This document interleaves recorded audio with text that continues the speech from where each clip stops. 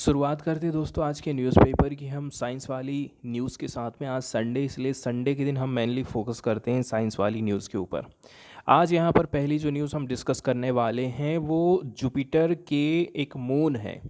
जैसे कि हमारा जो मून है उसको हम चंद्रमा नाम दिए हैं, पृथ्वी का जो प्राकृतिक उपग्रह है उसको हमने चंद्रमा नाम दिए हैं। ठीक उसी प्रकार से जुपिटर का भी एक मून है। उस मून में हमें पानी का सोर्स का पता चला है और इस सोर्स का हम पता लगाए हैं, CO2 के सोर्स का हमको पता चला है कि ये CO2 का सोर्स आखिर आया कहाँ से होगा। तो अभी हाल फिलहाल में जो रिसर्च करी गई है वो यूरोपा, जुपिटर का एक प्राकृतिक उपग्रह है, मून है जिसको हम यूरोपा बोल रहे हैं। इसकी सरफेस में हमें CO2 मिली है, तो वो CO2 का ओरिजिन आखिर कहाँ है, इस चीज़ को यहाँ पर पता लगाया गया है। तो काफ़ी सारे इंडिपेंडेंट स्टडीज़ सामने आई हैं जिन्होंने recently James Webb space telescope के ऑब्जर्वेशन का यूज़ किया है, जहाँ पर CO2 आइस पाई गई है जुपिटर के मून यूरोपा में। ये चीज़ इंडिकेट करती है कि CO2 ओरिजिनेट हुई है from a source within the icy body subsurface ocean. बताता है कि इसकी उत्पत्ति कहाँ से हो सकती है। एग्जाम्पल के तौर पर यहाँ पर हम कोई आइसी बॉडी देख ले रहे हैं, ये ओशियन है। ओशियन की जो सब सरफेस है, इस सब सरफेस को हम आइसी बॉडी बोल दे रहे हैं और यहीं पर इसका ओरिजिन माना जा रहा है। The finding from both research group provide a new insight. दो ग्रुप ने ये स्टडी करी है, दोनों के दोनों रिसर्च ग्रुप हमें एक नया इंसाइट प्रोवाइड करते हैं, नया दृष्टि प्रोवाइड करते हैं। The poorly non composition of Europass internal ocean. Europa का जो इंटरनल ओशियन है इसके बारे में अभी तक हम उतनी ज़्यादा जानकारी हासिल नहीं कर पाए थे, लेकिन इन ग्रुप की जो स्टडी आई है इससे बहुत सारी चीज़ें सामने निकल करके आई हैं।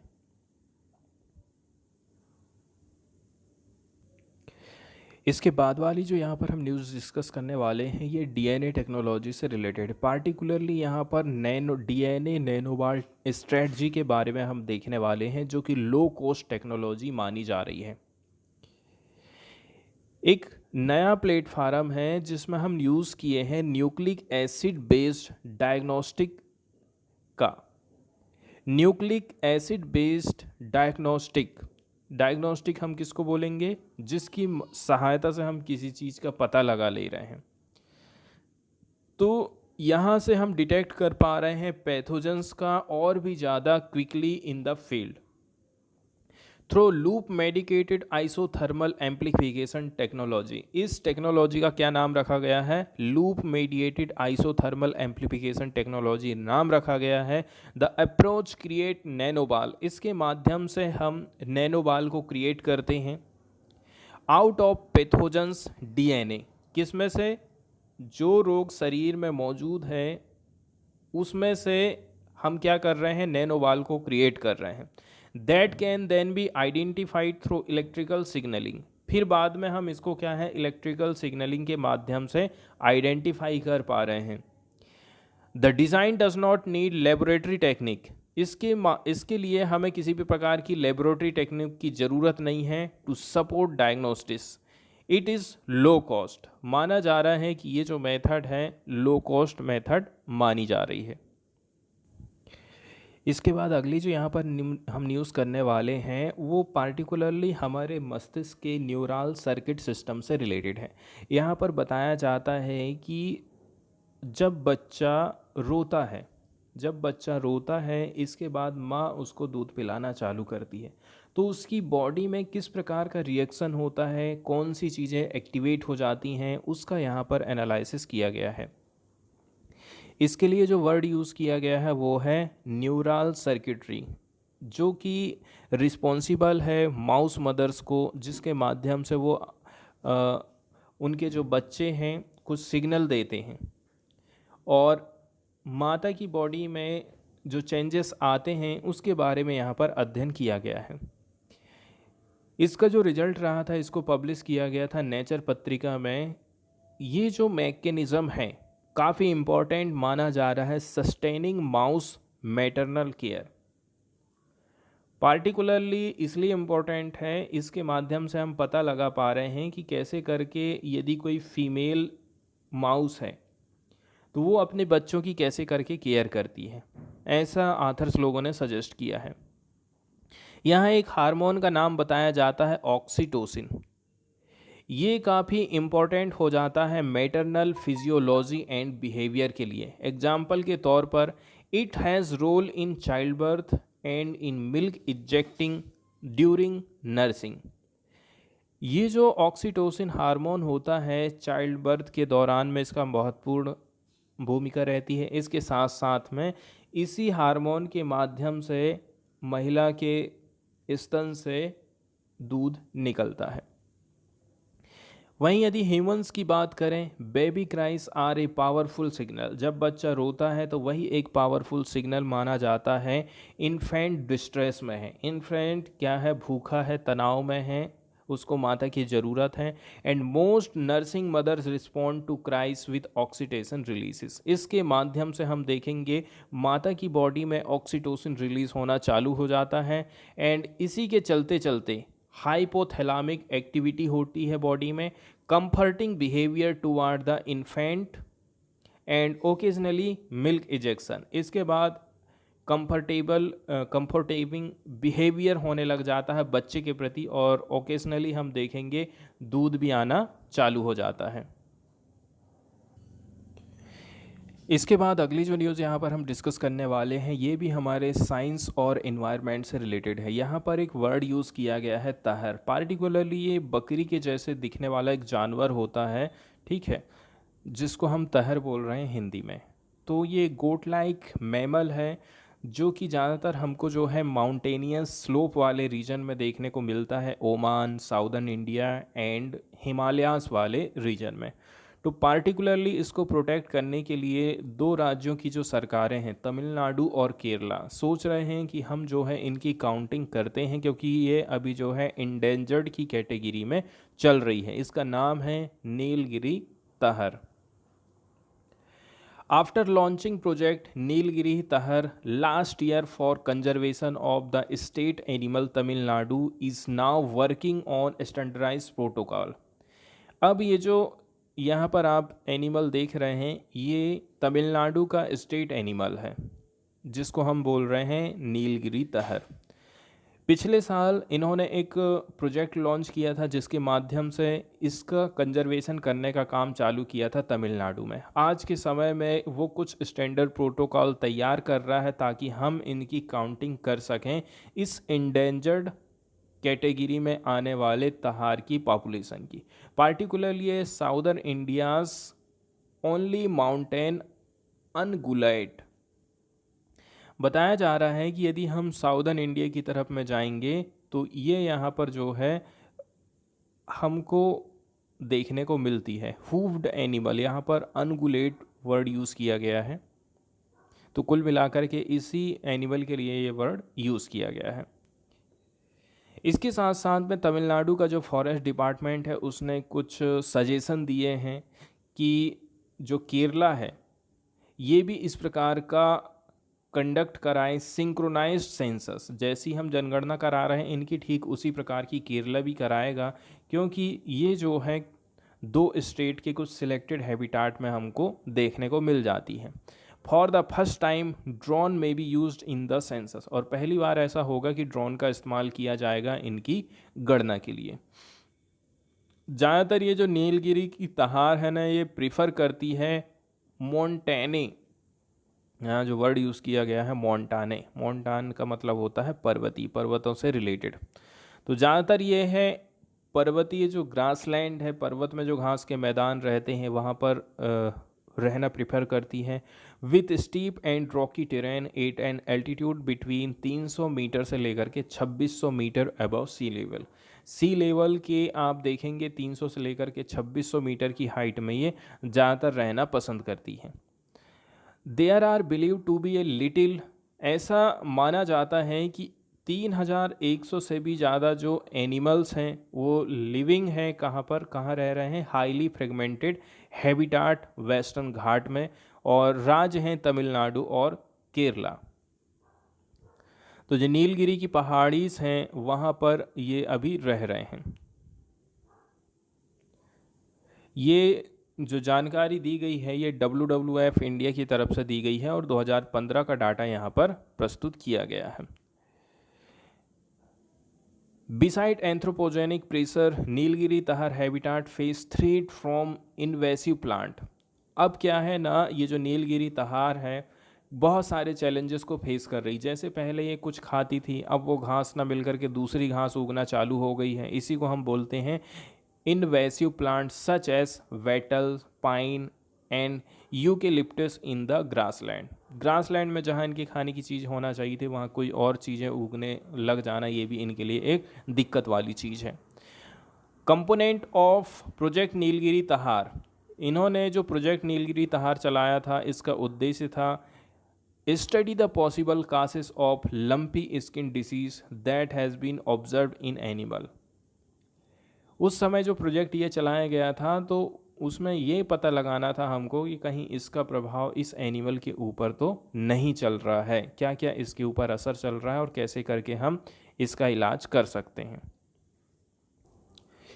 इसके बाद अगली जो न्यूज़ यहाँ पर डिस्कस करने वाले हैं वो वर्ल्ड फूड प्राइज से रिलेटेड है, जिसको हम नॉर्मन बोरलॉग पुरस्कार भी बोलते हैं। तो इस बार का जो 2023 का अवार्ड है उड़ीसा की एक साइंटिस्ट हैं, एग्रीकल्चर साइंटिस्ट, उनको ये प्रोवाइड किया गया है।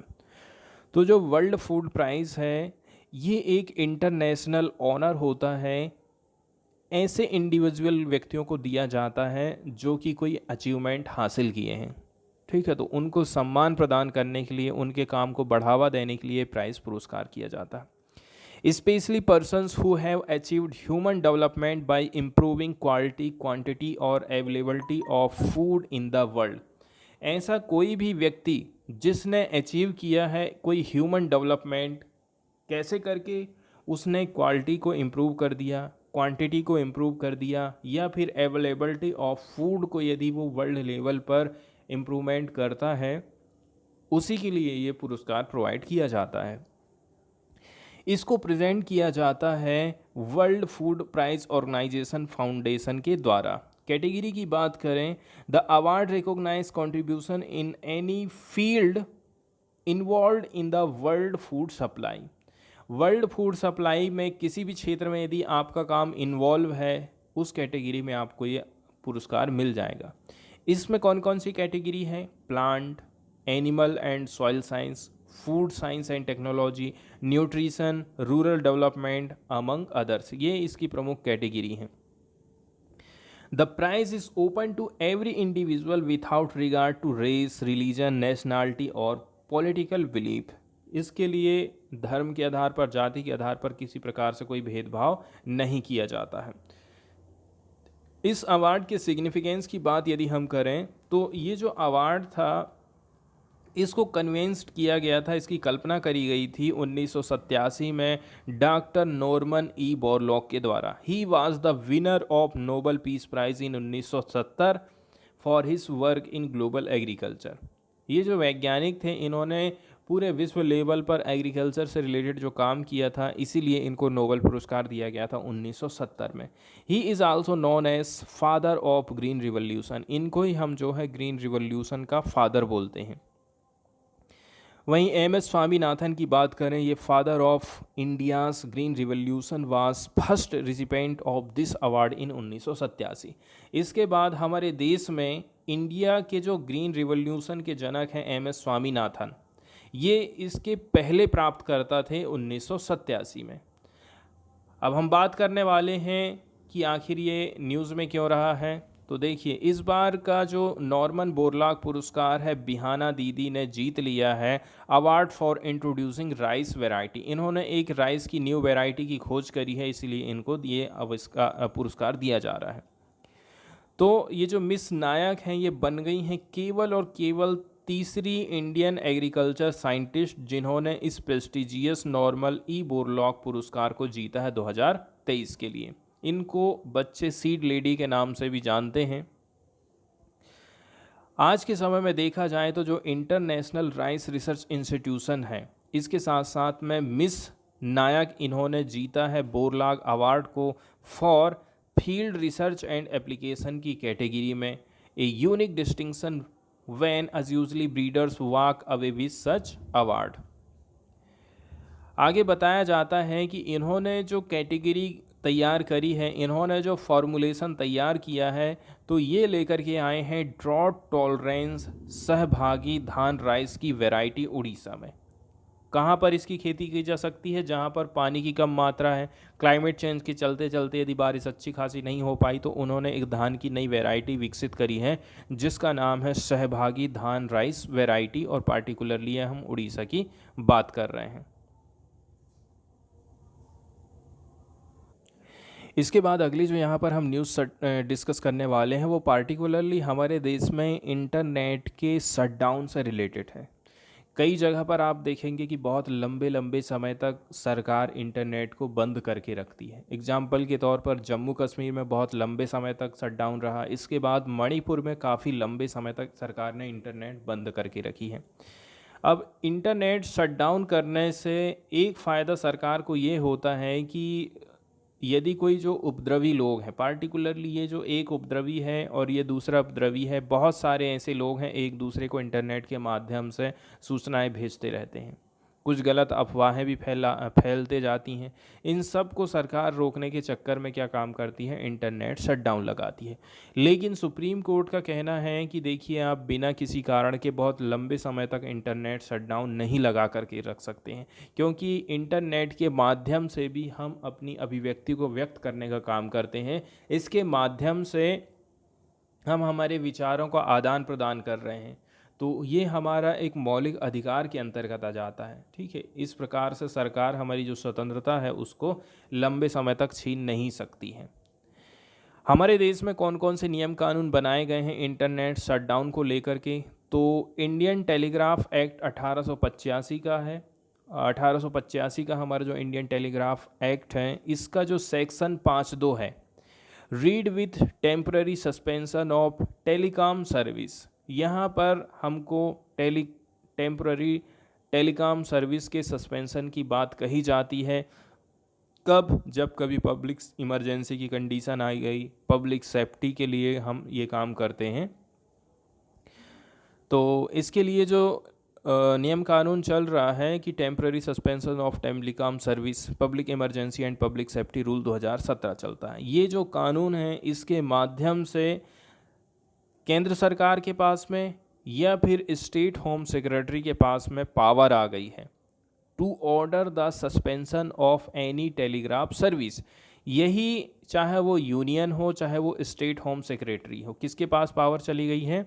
यूनियन या फिर स्टेट होम सेक्रेटरी के पास में पावर चली गई है कि वो ऑर्डर दे सकता है suspension of any telegraph service.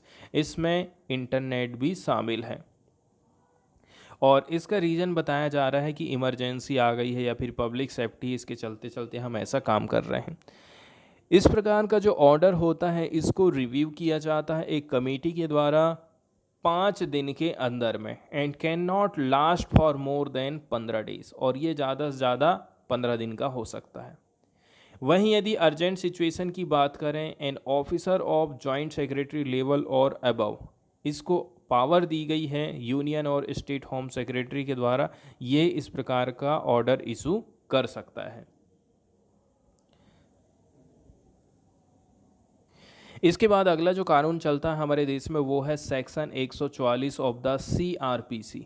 इसके अंतर्गत कोई डिस्ट्रिक्ट मजिस्ट्रेट को भी पावर दे दी गई है, या फिर कोई सब डिविजनल मजिस्ट्रेट है, या फिर किसी भी प्रकार का अदर एग्जीक्यूटिव मजिस्ट्रेट है, उसको पावर दे दी गई है specially empowered by the state government. ये पावर किसको दी गई है? स्टेट गवर्नमेंट को दे दी गई है, और स्टेट गवर्नमेंट के माध्यम से ही ये इस प्रकार का इंटरनेट का बैन कर सकते हैं। इसके बाद section 69A of the information technology act 2000, सन 2000 का जो IT एक्ट है उसमें सेक्शन 69 है। इस जो 69 है सेक्शन नंबर, ये सेंट्रल गवर्नमेंट को पावर देता है कि ये ब्लॉक कर सकता है किसी भी प्रकार की इंफॉर्मेशन को ऑन द इंटरनेट में जो भी अवेलेबल इंफॉर्मेशन है उसको केंद्र सरकार ब्लॉक कर सकती है। on the internet that is considered to be prejudicial to the sovereignty, integrity, defense, security, or friendly relation of India, or to public order or defense or incitement of any offense। जहाँ कहीं भी लग रहा है कि सरकार को इससे कहीं पर उपद्रव हो सकता है, पब्लिक ऑर्डर गड़बड़ हो सकता है, ठीक है, यहाँ पर जनता को उत्तेजित किया जा सकता है या फिर किसी प्रकार का ऑफेंस हो सकता है, देश की सोवरनिटी, इंटीग्रिटी, सिक्योरिटी प्रभावित हो सकती है, तो उस समय में भी इंटरनेट में मौजूद किसी भी प्रकार की इंफॉर्मेशन को ब्लॉक किया जा सकता है। लेकिन ये जो सेक्शन हमारे देश में चलता है ये केवल तभी अप्लाई होगा जब हमें कोई स्पेसिफिक वेबसाइट और कंटेंट को ब्लॉक करना होगा, लेकिन इसके माध्यम से पूरा का पूरा इंटरनेट हम शट डाउन नहीं करते हैं।